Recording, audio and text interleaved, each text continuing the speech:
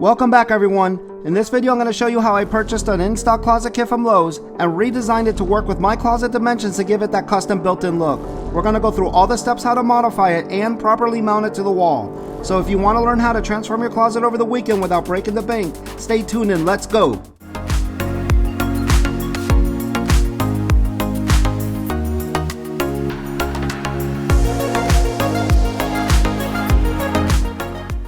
So the first step is lugging the closet kit from the store, and I use cardboard to protect my floor. I went with this Allen+Roth closet kit from Lowe's because I just think it looks fancier than the Home Depot options. Right on the box it shows you all the pieces and more importantly the measurements so you can plan your design. So this is the design I came up with. These two shelves I use on a different wall. You see them here after purchasing the shelf brackets separately. My closet is not long enough for this setup, so I mounted the hutch and base against the right wall, eliminating this right shelf. Now this left shelf, I needed a longer one to reach the other wall, so I purchased this matching 48-inch one. You'll see me cut it to size later in the video. And then I'm going to use the 72-inch matching shelf above the hutch and left shelf for more storage, taking advantage of my 10-foot ceilings. So let's open up the box, and to make things easier as you assemble the hutch and base, and of course the closet, you want to lay everything out so you can find the next part you're looking for easier. I assembled the shoe divider and put it to the side, but check this out, this shelf has a paint drip.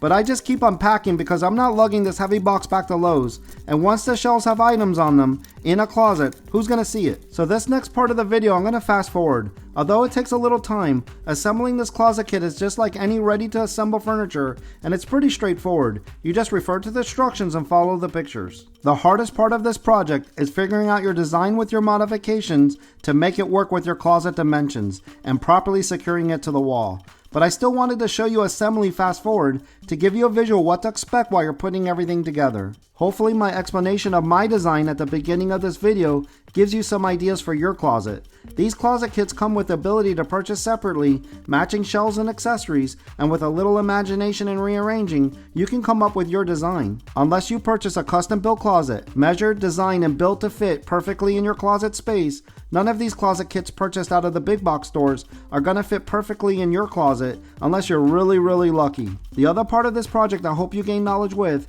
is the mounting of this heavy hutch with its base and all of the shelving. This Allen+Roth closet kit uses nice and durable but very heavy wood. Once you load the shelving with items and hang all your clothes, if you don't properly install everything, it could easily collapse. So I will show you the proper way to secure your closet kit and shelves with the proper anchors and how to hit the studs.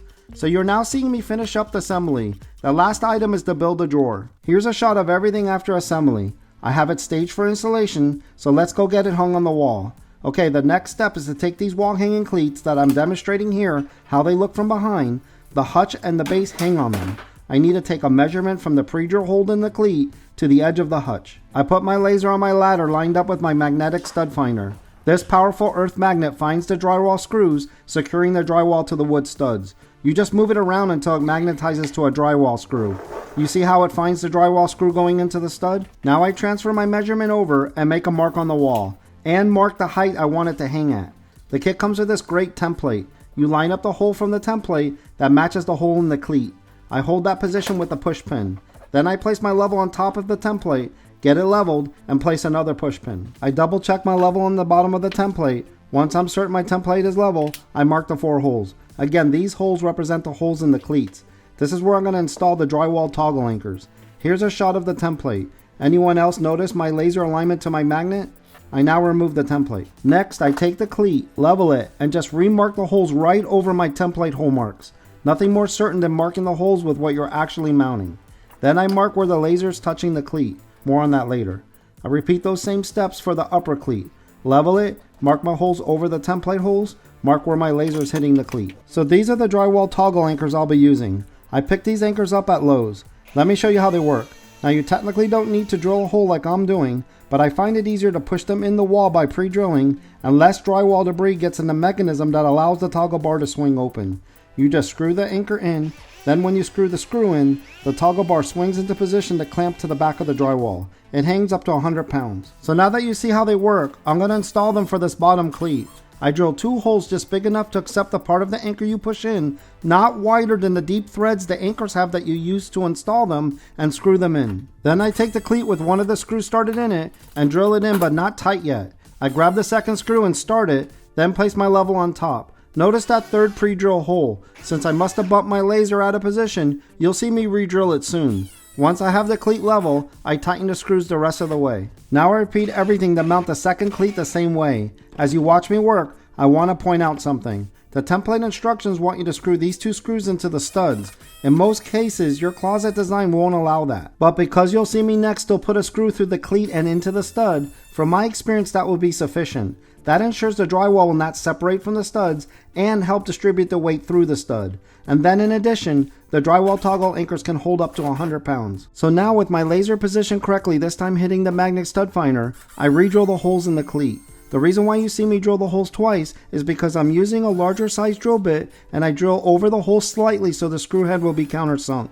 Since you don't see the cleat, no one will ever see that I had put 2 holes. And if you prefer, you can also put 2 screws in the stud for even more support and load transfer. But you definitely need the cleat screwed into at least 1 stud somewhere. Now it's time to mount the base. I like this mounting system. It's not really hard to do. You just start a little higher than the cleat and let it slide down into place. Next I grab the hutch. Again, I carefully let it hit the wall and then I let it slide down into place. If you're not strong enough for this step, ask someone for a minute of help. All that's left is to turn the 4 cam locks to the right to lock it in.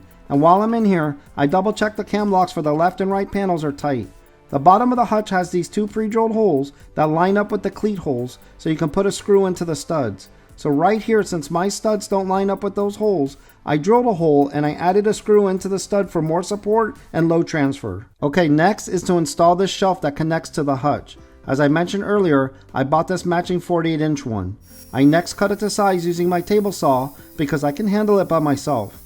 You will see me use my miter saw for the longer shelf. So to make this easier, I use a scrap piece of shelf I just cut off as a template. After marking my screw holes, I take my straight pick and push it into the wood to help me align and start the screws. Then I install the L brackets. So on the other side, I want to see where the studs are because it determines if I need to use an anchor or not. The corner commonly and does have one, see? Next, I pre-install the brackets on the shelf this time. I use my scrap piece as a backing to help align it. Now watch how I do this. I place the right side on the brackets you saw me install on the hutch which holds that side, and now I can level and work on the left side. Once level, I hold the shelf with my left hand and drill a screw into the stud with my right hand. Now that the shelf is being held on 3 corners, and after making sure it's level, I mark the holes for the final L bracket. With the shelf out of the way, I install the anchors. You have to have a technique to this when you're working by yourself. No way I can hold it in place by myself, level and mark the holes without the corners being held. As you see, the wall gets scratched up as you're doing this, so before I install the shelf, I give it a touch up with paint and let it dry. Next, I put the shelf into position, and again I let the right side sit on those brackets that are on the hutch, and I tap it into position as it's tight to the wall. Then I go ahead and start a screw into the anchor by hand, and then drill it in the rest of the way. I next screw back that screw that I had previously put in the stud in the corner. After checking my level, I put a second screw into the stud. Then the second screw into the second anchor. I again take my straight pick and push it into the wood to help me align and start the screws. And then I screw in the screws with my drill to secure the shelf to the brackets. You're going to see me next add side brackets to the studs to help carry any load that's placed on this shelf away from these brackets and hutch. I align the bracket to where my magnetic stud finder is and screw the screws directly into the stud. I repeat that and screw a second side bracket to help carry the load away from the hutch. Then add the screws into the shelf. Here's a shot so you can see how the shelf came out and how everything looks so far. If you're liking this video, please subscribe so you don't miss out on more videos like this. Okay, next is to hang the closet poles. I hung a shirt on a pole, and with it short of touching the wall, I take a measurement from the wall to the pole. That's how I knew where to place this open pole holder. After screwing in one screw, I eye it to level it and use my pick to push it into the wood. Then I screw in the last 2 screws. I insert the pole in the pole holder I just installed, and with the other pole holder on the other end and my level magnetized to it, I mark the holes for the anchors. You guys know the drill by now. I drill the holes, screw in the anchors, touch up the paint, and install the closed pole holder. Because of these toggle anchors, the pole will now easily be able to support the weight of the clothes. Next, I install the pole and add the screw on the open pole holder. Then I install the screw on the closed pole holder. Then I use a self-tapping screw and add one where the outer and inner pole meet. That's not in the instructions, I just do it to lock it in. For the second pole, I'm jumping ahead. You don't need a play-by-play commentary 2 times in a row. After screwing in the 2 end screws, I finish by screwing in the self-tapping screw. Here's a shot so you can see how it will look with clothes on the poles. Okay, now for the top shelf. I start with my measuring tape, but let me show you what I prefer to use to make accurate measurements. I use my Bosch laser measure instead. Look how it's harder to use a measuring tape for projects like this. There are ways you can still measure this perfectly with a measuring tape by measuring 10 inches out, let's say, then coming back the other way to that mark and adding the 2 together, but I just use my laser measure instead. I hit right in the corner on the opposite wall, and with a hit of a button it saves the measurement that you can now see on its display. I next decided the height above the hutch I wanted the shelf, so I put some painter's tape marking that spot. Then I used my scrap piece of shelf to just eye it to verify that's where I want it. So let's get it installed. I first unbox the shelf, then I take my measurement so I know where to put the tape. I'm putting this tape on for 2 reasons. 1, to mark my cut, but 2, it decreases the chance that the wood shelf splinters when cutting it to size. So I wrap the painter's tape all the way around the shelf nice and tight.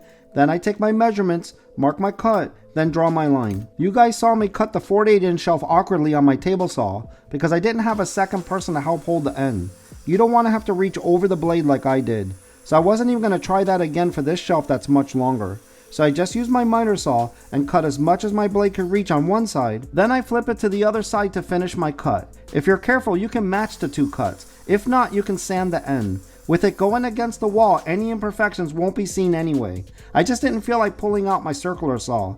Now here's my secret. Because this shelf was too wide for this saw, I used these scrap pieces of wood to keep the shelf flat on the saw's table while I was cutting. Let's go install it. So like the first shelf, there's a stud in the corner, but as expected, not one where the outside bracket is going to be installed. My next step is just to make sure that I cut the shelf correctly to size, and it's gonna fit, so even though it's a pain, I try it before I keep going. Now I repeat my technique from the lower shelf of installing one side, then the other. I take my scrap template and mark the first hole, then I drill a screw into the stud.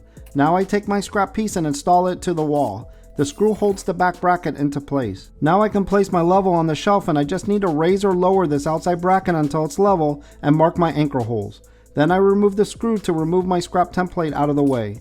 Now I can install my anchors for this outside bracket. Same process, drill the 2 holes, screw the anchors in. The paint is not scratched this time, so I can go directly into installing the bracket. You will next see me install the back bracket, but I can't find matching black L brackets, so I had to use these cheesy ones. Remember, this bracket is going directly into the stud, so I don't need to use anchors. So I go ahead and drill the 2 screws in. Even though they are steel, you see how it bent a little bit when I drove that screw in? I had to bend it back to straighten it, then use my level to double check its level. So now that I have the right side brackets installed to the wall, and the lower hutch and shelf are installed, I have something to place and hold the shelf on while I'm installing it. Normally I would work top to bottom, but not in this situation. Take note, I already have the left brackets pre-installed directly on the left side of the shelf, not on the wall. Now just like the lower shelf, with the right side on the right brackets, I can level the shelf by moving the left side up and down. Then I drill a screw in for the back bracket, again because it's going directly into a stud. Because the shelf is being held on 3 corners, and after making sure it's level, this allows me to accurately mark the holes for the outside bracket. Now watch how I do this next step. I take that back bracket screw out, then I use my level to prop the shelf up, so I can work on installing the anchors without having to bring the whole shelf back down. Now with the shelf out of the way, you know the steps. I drill the holes, install the anchors, touch up the paint. Also note, by installing the bottom shelf first, I have something to place the screws and my tools on while I work. I next remove my level, but this time I don't even wait till the paint dries. I position the shelf and screw in the 2 screws. You just keep turning the screw until you feel the toggle bar clamping to the back of the drywall. Don't over tighten it or you will strip it. Now I can screw the 2 screws to the back bracket right into the stud. A quick double check for level, and now I can secure the brackets to the shelf. I make quick work of it, and now we're going to add a chrome heavy duty shelf bracket in the middle of the shelf attached to a stud for more support. So this is easy. I first attach it to the shelf. Because I'll be screwing this shelf bracket directly into a stud, I don't need to install anchors. Planning to put suitcases up here, so I want it strong. Now I can screw it right into the studs. I'm not using the green colored deck screws I've been using for this shelf bracket since it's chrome. I'm using silver screws. After a quick check with the level that I have the bracket straight, I drive the 4 screws in. Next, I'm going to show you how I installed the 2 shelves on the other wall. Again, these shelves are heavy, so I'm going to show you my technique of installing them by myself. Here's a quick shot so you can see how the top shelf came out. Okay, let's hang the last 2 shelves and see the final reveal. At first, I'm not seeing a stud's going to hit my shelf brackets, but let me show you my technique, how to hang these heavy shelves by yourself 9 feet in the air. This time I'm going to start top to bottom because I have the other shelves now to place my tools and drill on, and the space is getting tight in there. I first start by mounting the shelf brackets to the shelf. Note how I'm pushing the bracket against a scrap piece of wood in the wall so it's lined up with the back of the shelf. Okay, now with the brackets pre-installed, I line up the shelf with my laser line that's even with the other shelf and mark 1 anchor hole. Just like I showed you on the other shelves, when working by yourself, you need the shelf stable enough to level and mark your holes. After installing the anchor on the mark I just made, I drill a screw into the anchor. Now that the shelf is semi-secure on one side, I can level it by moving the other side up and down.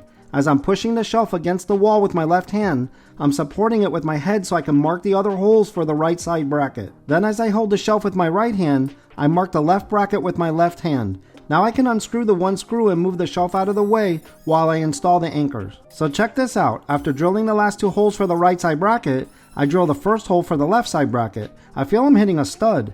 I try to verify that with my magnetic stud finder and it's not picking up anything. So I drill the next 2 holes and I still feel a stud there. So after installing the right 2 anchors, I verify there is a stud there by poking my Phillips in the holes I drilled. So that's great news. So I go ahead and mount the shelf and drill the first screw into the anchor. Then I reach over and grab another screw with my right hand as I'm holding the shelf with my left hand and screw it in. Now with 2 screws in on the right side, it's more stable and easier to hold. So I'm able to get a screw started in on the left side into the stud. Now I can finally let go of the shelf. I double check the level and drive that screw the rest of the way in. Now I add 2 more screws into the studs. I bet because the drywall makes a 45-degree turn past this bracket, there's more than 1 stud in this area, but the drywallers just used the end stud to fasten the drywall. That's why there's no screws for my magnetic stud finder to pick up on. Now I add the last screw for the right bracket and make sure the other 2 screws are tight. The last step is to add a central bracket into the stud. I probably could skip adding this L bracket, but I got all my tools out, so why not? It will add a little more support and it only takes me a minute to complete. I'm going to show you a shot next how this shelf is perfectly even with the top long shelf we installed before this one. You would want to do that for 2 reasons. 1, because aesthetically it looks correct. But 2, if you're up here transferring items from one shelf to the other, it makes it easier to essentially slide it over. So check it out, looks perfectly even, right? Okay, next I'm going to fast forward the second shelf install since you just saw a play-by-play of the top one.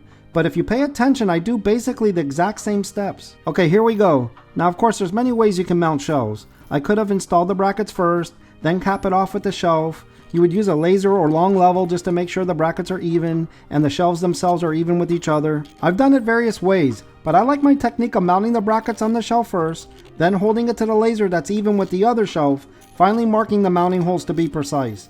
Like the cleats, nothing more accurate than the actual item you're mounting to mark the holes. Okay, so the last 3 things to install are the drawer, shoe divider, and adjustable hutch shelf. After installing the drawer by inserting into its slides, I actually put the shoe divider in the wrong way, but I flip it 90 degrees before the reveal. And finally, place the hutch shelf on the shelf pins. So that's it guys, check it out. I just personally think the Allen+Roth closet kits just look fancier than the other options you can buy directly at the store. I just didn't want to put plain white shelving in here, unless that's the look you're going for of course. What do you guys think? Let me know in the comments below the brand you prefer, and if this is a DIY project you will try in the future. Keep watching to the end to see the final reveal, and even a last surprise for fun.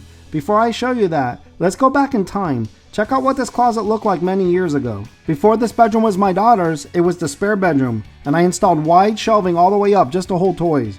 You're never gonna have enough closet shelves when you have kids, right? Big transformation from before to now. Okay, here's the final reveal guys. I hung a full-length mirror so she can use when getting dressed. Of course we had to get all matching hangers. You don't go through all the effort and work remodeling a closet and then have non-matching hangers. That's against closet law. As you've already seen, I put crown molding and a flat LED light in here. I also added these hooks so my daughter can hang her dance costumes or anything long that can't be hung on the poles. I hope I gave you guys some ideas for your closet project. Please remember to hit the thumbs up if you like this video and be sure to subscribe. Also hit that bell icon. For those of you that stuck to the end, as promised, here's the final surprise ending. This is what the room looks like now. My daughter wanted a darker green from what she picked in middle school. What do you guys think of this color? Do you like the lighter or darker green? You can't pull these dark colors off unless you have good lighting in the room. She also wanted a different style accent wall, but the room does have a more mature feel to it. Thanks for watching, everyone. Click on any of these links on the screen to check out my other home DIY videos. One of the videos you can see how I added recessed lighting for this room, which is allowing this dark green color to work in here. My daughter's really loving her fancy new closet, and she's happy to have a new look to her bedroom with the new color. Bye everyone.